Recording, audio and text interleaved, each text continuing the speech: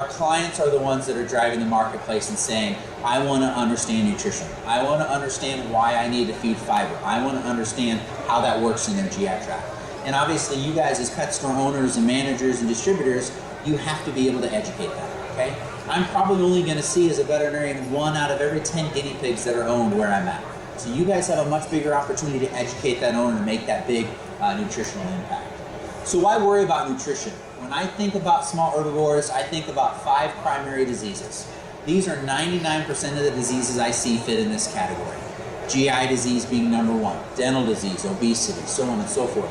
But when you think about those diseases, how many of those would you guys say are directly or indirectly related to nutrition or husbandry? All of them, okay? And this could be a dog, it could be a cat, it could be a potbelly pig or a bird, whatever the case would be. But we know nutrition is the number 1 thing that we can control. We can't control genetics. They're born with that, it is what it is. But we can control what we put into these animals every single day. So this, along with wellness care, are the 2 most important things that we can do and educate owners with these particular species. So a couple of top-level behavior things before we get into the nuts and bolts of nutrition. The reality is that all of our exotic companion mammals, all of our small herbivores are prey species. So what do they wake up every morning thinking? I'm gonna die. I'm gonna die today. Yeah, something is going to eat me. Is that log new? Was that log there before? Why is it there? It wasn't there. And I'm being a little overboard here, but the reality is that these are prey species. So their natural reaction to anything that is new and different is fear, flight, run away, and hide, okay? That's a natural behavior for them. And when they live out in the wild, that's a great survival mechanism. But we bring them into captivity where it's kind of perfectly 70 degrees every day and their food kind of floats down from the heavens. They're not running from the coyotes, okay? But that behavior is still very much wired into who they are. So they also naturally don't want to show us how they really feel. So they mask clinical signs. So anytime I have an owner who comes in and says, hey, my rabbit's not been right for the last week, I add 2 weeks to that because I know that munchkin has been grinning and bearing it for a long time. The reason that that's so important is that when we educate owners about changing things with these guys, we really need to educate them about how to do that. We don't want to ever change a rabbit from one food to another food overnight. Not only is that not healthy for their GI tract, but if that munchkin's been grinning and bearing something for a long period of time as a prey species, that change alone can cause them to become ill or become clinical with the disease. We always want to make changes gradual with these animals because they're very, very, very sensitive. And again, because they mask clinical signs of disease, it makes it very difficult for owners to see those changes.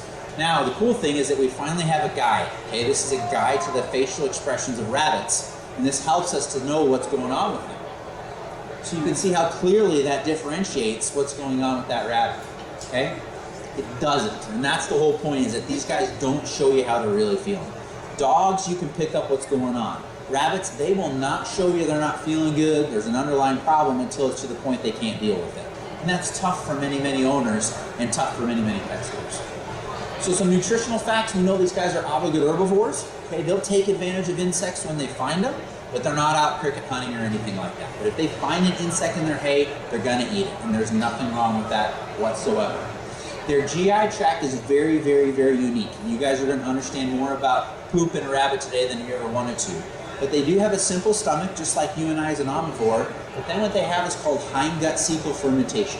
That is the cecum and the colon, and that part of their GI tract is extremely unique and what allows a little bitty animal to eat hay. Hay is not nutrient dense, okay? If I stuck Cindy in this room as an omnivore with only Timothy hay and I said I'll be back in a week, how's that gonna turn out for her? It's not gonna go well, right? Yeah, you're an omnivore, your body would not do well with that. These guys have a unique anatomical and physiological component of their GI tract that allows them to break down fiber. Very, very unique in the animal world. These guys are concentrate selectors. So if you ever watch a rabbit in the wild, it's going to eat a little bit of this plant material, then run over here and eat a little bit of this, then it's going to look up, because why? It thinks it's going to die. But what it's doing is it's concentrate selecting. It's eating small particles of many, many, many different types of food based on what's available, okay? That way they get the broadest diversity of different types of plant materials. Shrubs and plants and forbs and seeds and stems and leaves. They're getting a huge diversity which provides all of the nutrients that they need. That's a very important natural mechanism in the wild.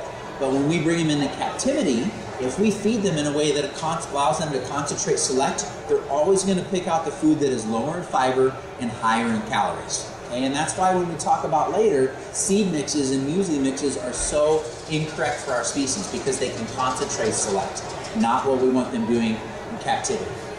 The reality is they're designed to eat huge quantities of plant material, okay? And then they have a unique anatomy to their GI tract, which I'll explain to you, that allows them to break down plant material, which is a carbohydrate, and extract those nutrients. So when we think about their physiology and we talk about their hindgut, the most important factor to take home is that they have a symbiotic relationship with bacteria. So as much as you and I talk about feeding the rabbit, the best thing to go home with is thinking about feeding the bacteria. Now, you and I as an omnivore, when we eat fiber, our body produces digestive enzymes that help us to break down fiber. Amylase and lipase, you've heard of those terms before. These munchkins don't produce those enzymes, okay? So they rely on the bacteria that live in their cecum or their hindgut to break down plant material. Without those bacteria, they could not survive on plant material. So we have to keep those bacteria happy and healthy and doing their job so that they can break down complex plant carbohydrates or fiber. Dietary fiber is what keeps their whole system moving. Rabbits and guinea pigs cannot vomit or release gas out their oral cavity like you and I, okay? So once they eat food, it can only go one direction. They have a very long and complicated GI tract that we want moving all the time. And fiber, specifically the indigestible components of fiber, are what keep that system moving. So as a veterinarian, when I do surgery on a rabbit, as soon as that munchkin is awake, I'm controlling its pain, but I'm putting fiber into that system, because fiber is what keeps the whole system moving along. When that system stops, that's when we get gastric stasis and GI disease that within 12 to 24 hours can be life-threatening to these animals. So we've got to keep that system moving all the time. So overarchingly, you can see this pathway is the same in you and I. Oral cavity, down to the stomach, small intestine, out the back door, we're going to make poop. What is unique with rabbits and guinea pigs and chinchillas is they produce a second type of poop called a cecotrophy, okay, a night stool. We kind of jokingly call it the midnight snack, okay? But it's that second stool that they re-ingest directly from their back door. Now, why do they do that? When you think of a horse, which is an herbivore, huge GI tract, okay, long and complicated, big volume, slow transit time, they can extract nutrients the first time through. Now, when I condense that down to a rabbit that weighs 3 or 4 pounds, that's not as much GI volume. So these animals have evolutionary designed a system where they re-ingest plant material that's partially digested, putting it back up into the system so they can extract those important nutrients the second time through, okay? That is a process by the production of a second type of stool called a cecotrophy. They have to produce that stool and they have to re-ingest that stool. If that does not occur, they will eventually have nutritionally related diseases. Rabbits, guinea pigs, and chinchillas are reliant on cecotrophs. Rats, mice, hamsters, and gerbils can all produce cecotrophs based on their diet, but they don't necessarily have to. But rabbits and guinea pigs and chinchillas need to produce cecotrophs, and they need to re-ingest those. So we're going to start in the oral cavity, and we're going to kind of work our way distally through the GI tract. Okay, so these animals are prey species, so they've got very laterally placed eyes, so they can't see right in front of their face. So they're going to use their lips and their front incisors to carefully pick out the components of plant material that they want to eat. They then manipulate them back to their cheek teeth, where they begin that aggressive chewing motion. If you guys have ever watched a rabbit or a guinea pig when they're eating hay, they're just going to town on it. But that aggressive chewing motion is what is breaking down and tearing up that plant material. At the same time, that is causing wear and tear to those teeth. Rabbits and guinea pigs are unique in the fact that their molar teeth and their incisors grow throughout their entire life. So fiber and that chewing of fiber is what keeps those teeth in check. I've seen numerous guinea pigs where those molar cheek teeth have grown completely over the top of their tongue because they have not gotten enough fiber. 99% of the dental diseases we see is because of lack of fiber. Okay? So fiber and hay in their diet is essentially important for their GI tract, but also for those teeth and providing that proper wear and tear. Extremely important. So we moved out of the oral cavity, down the esophagus and into the stomach. Okay? Very acidic environment in the stomach. But at the end of the day, the stomach has the same functionality in these guys as it does in you and I. The degradation and the absorption of fats, proteins, and simple carbohydrates. But what we don't see is the degradation of fiber in the stomach.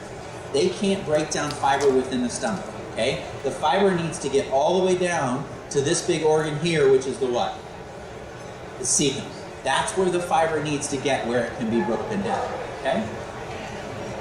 So the small intestine make up a fairly small percentage of their GI tract, and the small intestine is important, but mostly when they re-ingest that cecotroph. All the key nutrients that are in the cecotroph, vitamins and minerals and volatile fatty acids, which are energy, are absorbed within the small intestine the second time through. Okay? Now the cecum, that's where the party's at. The largest component of the overall GI tract. So in a guinea pig, the cecum alone can make up upwards of 60% of their total GI volume. Okay, so it's a very, very important component of their GI tract. And within that cecum, we're going to see all those bacteria I was talking about, everything that animal is eating, heat and moisture. That is what facilitates what we call bacterial fermentation, where the bacteria are breaking down those complex plant carbohydrates to extract the nutrients that the rabbit needs, the guinea pig needs. And that all occurs within the cecum.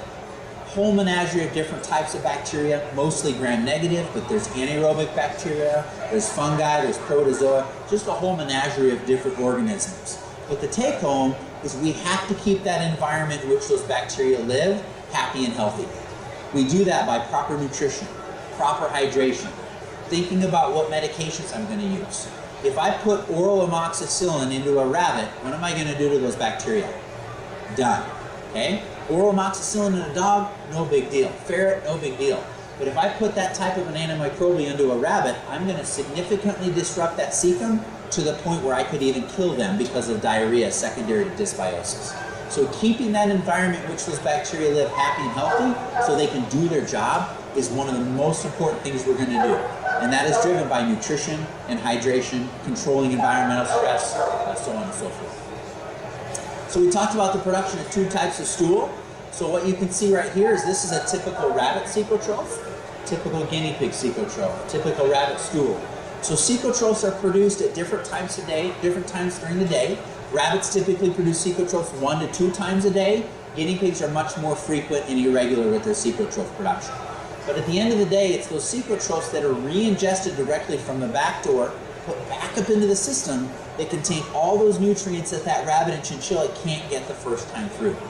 There are also key nutrients that are like vitamins. So the B complex vitamins and vitamin K, rabbits cannot produce those on their own. The bacteria in the cecum make those vitamins, and they are contained within the cecotroph. So if the rabbit is not re-ingesting the cecotroph because of a wire bottom cage or obesity or diarrhea, it is not re-ingesting those important nutrients, including vitamins, that it cannot make on its own. So the production of cecotrophs and their re-ingestion is absolutely vital to a proper and healthy GI tract and the animal getting those nutrients that are so vital to their day-to-day well-being. So now that we've kind of dug our way through the GI tract, let's talk about nutrition and we'll link that to their GI tract. So first and foremost, high fiber grass hay. So high fiber grass hay should be available all the time, 24 hours a day. They're going to sleep on some, they're going to poop on some, they're going to eat some, but the key is free choice ad-lib grass hay available at all times. Okay? High fiber uniform pellet should only make up a percentage of their diet. Okay, now there's lots of different products out there. I particularly work for a company called Oxbow. Our guinea pig pellets, you're only feeding 1/8 of a cup of pellets per day. So pellets are important, but it absolutely has to be a controlled amount. We're feeding pellets for things like vitamins and minerals, that we want them to get specific amounts. But if I'm saying that 5,000 international units of vitamin A is good, 100,000 units is not better, okay? So pellets need to be fed at the recommended amount. If you ever find a pellet that says just feed pellets, that's not a quality product because they're not controlling the amount. And Oxbow's not the only company, there's lots of good companies out there, but only feed the recommended amount for adult animals. Very, very, very important. It should only make up a small percentage, 20 to 25% of their diet in adults. Treats, now be honest here, how many human beings nutritionally need treats to survive? 0. But how many owners are you going to convince of that? 0. Treats are about the human-animal bond, okay, and that's important. But treats can cause a lot of problems in these animals because they're so sensitive to simple sugars. So avoid treats, minimize treats, and pick good quality treats if you're going to make a recommendation. That is the treat category if you ask me. Fresh greens. Fresh greens up here, then vegetables, and then fruit. Okay? They taste good, there's lots of good nutrients, they're chock full of hydration, most animals really love these. that is a great way to diversify their diet that's beneficially, not only nutritionally, they really, really enjoy eating those. And the cool thing nowadays is you can go to most grocery stores and you can pick up the little organic salad mix inexpensively, and the rabbits absolutely love it. I have most of my clients are now feeding 15, almost 20% of their rabbits' diet, guinea pigs' diet is fresh greens. Now you can't go from 0% to 20% overnight, but you can work gradually to that. And I've even been in a couple pet stores that sell fresh greens, which I think is pretty cool. I don't know if they make money on it, but we really want to educate owners about feeding fresh greens because it's an important part of their diet. It really, really is. And then 2 sources of water.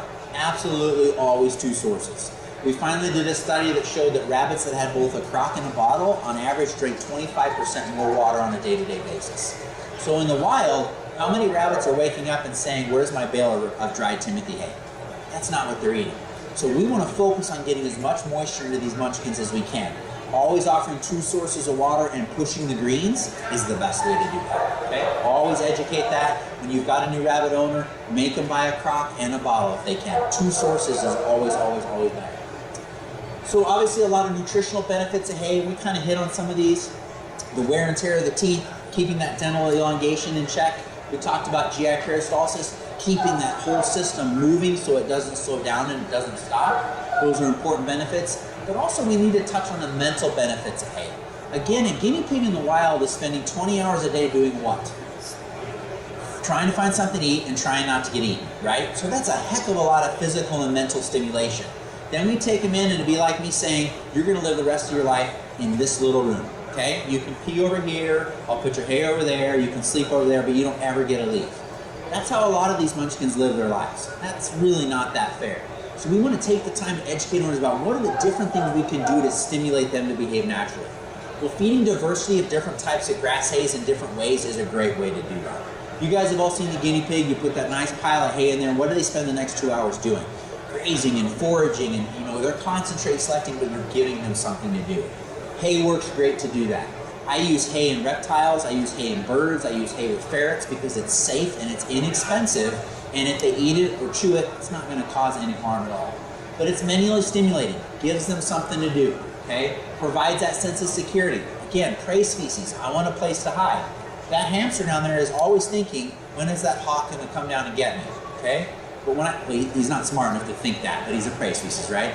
But if I reach in there and I pick up that pile of hay that he's built his nice little house out of, and I throw it to the other side of the cage, he's a hamster, so what's he going to do first? He's going to try to kill me, because he's a hamster, right? You guys don't agree with that? Okay? But what's he going to do for the next 2 hours? Right, rebuild his house, give him something to do. And there's great hays out there like oat hay, has lots of little immature seed heads in it. Rats and mice absolutely love that hay because they eat those seed heads and they build themselves a nice little house out of it. Safe, inexpensive, good environmental enrichment, okay? Gives them something to do. So what is hay? You guys know that hay is nothing more than dried grass. What is the primary nutrient that I'm after when I'm feeding hay? Fiber. That's what I'm after, okay? Is there vitamins and minerals? Yes, but I'm mostly after fiber. And the great thing with fiber, it doesn't go anywhere. Okay, fiber is not going to degrade and go away like we think about with the dog food, as long as we keep hay dry and out of direct light. UV light does break down chlorophyll, which can affect the palatability, but it doesn't destroy the fiber. The take home here is that I try to get my owners to buy the biggest container of hay they can afford to buy. It's cheaper and they're making less transition between different types of hay. So making that easy for them is really, really important because every box and every bale of hay can be slightly different in color and different in texture and taste. Can't tell you how many times I've offered that nice, amazing green hay to that rabbit and it's looked at me like, what the heck is this? I'm not eating this stuff, okay? So decreasing the number of those transitions is always advantageous, as well as mixing different types of hay together. In the wild, are they only eating one type of hay? Absolutely not. So taking Timothy and orchard and oat and brome or whatever you can get your hands on and mixing those together and feeding that diversity is not only beneficial nutritionally, but it decreases their sensitivity to subtle changes in the hay from time to time. So you guys have all heard of Timothy, I'm sure. Great hay for small herbivores, high in fiber, low in protein, low in calcium, tends to be fairly palatable. How about orchard grass? Who's heard of orchard grass? Okay, I recommend orchard grass first over Timothy, because I find that it's a little sweeter in texture and a lot of animals that aren't big hay eaters will eat it. The great thing is that those two hays are nutritionally almost identical. And we've done thousands of analyses looking at fat and fiber and protein and energy and so on and so forth. All of your grass hays are going to be very, very similar. And I heard a pet store describe it one time as thinking about apples. Like, what's your favorite kind of apple? Red Delicious. Red Delicious. Granny Smith. Honey Crisp. I like those too, but they're like $700 a pound, right? Okay, different color, different taste, different texture, but nutritionally, how different are those apples?